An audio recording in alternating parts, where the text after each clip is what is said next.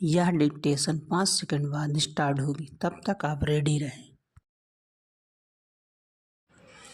Ready start. उपाध्यक्ष महोदय, तब उन लोगों को कुछ आशा हुई कि हम लोग भी उसी तरह चल सकते हैं जिस तरह से पहले चल रहे थे।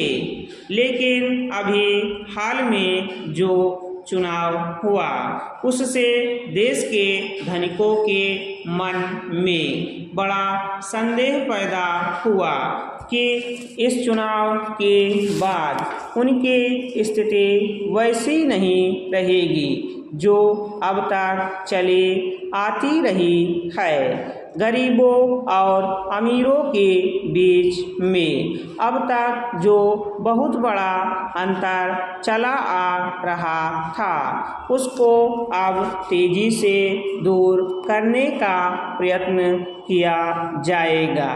श्रीमान, मैं आपका बहुत ही आभारी हूँ जो आपने सदन में चालू वर्ष के बजट पर अपने विचार प्रकट करने का अवसर दिया है। मैं इस बजट का समर्थन करना चाहता हूँ। श्रीमान, मैं सबसे पहले अपने दल के नेता प्रधानमंत्री को इस बात के लिए बधाई देना चाहता हूँ कि उनके नेतृत्व में देश में कांग्रेस दल को स्पष्ट बहुमत मिला और इसके फलस्वरूप यहाँ पर केंद्र में एक ऐसी सरकार का गठन हुआ जो कि देश में वास्तव में समाजवाद लाना चाहती है।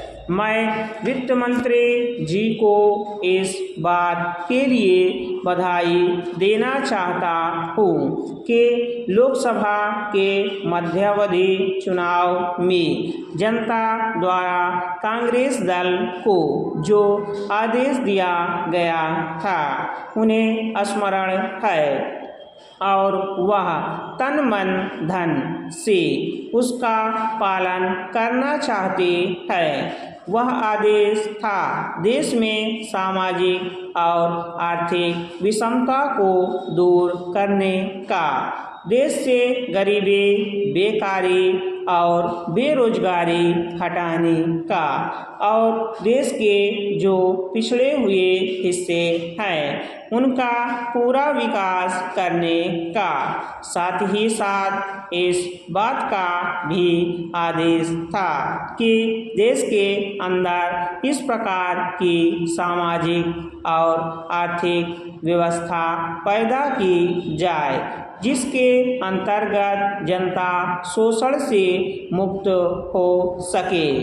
श्रीमान, यह ठीक है कि देश में कृषि के क्षेत्र में उत्पादन में वृद्धि हुई है, परंतु इसके साथ ही साथ यह भी दृष्टि में रखना चाहिए कि लागत में भी पूरी वृद्धि हुई है। इसके लिए आवश्यक है कि सिंचाई के साधन बढ़ाए जाएं और अधिक उन्नत बीजों का प्रयोग किया जाए।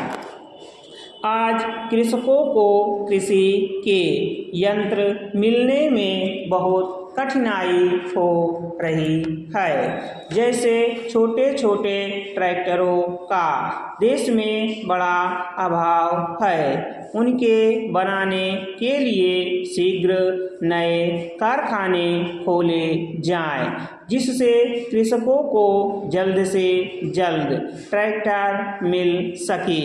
देश तभी प्रगति करेगा, हमारा ऐसा विश्वास है। स्टॉप।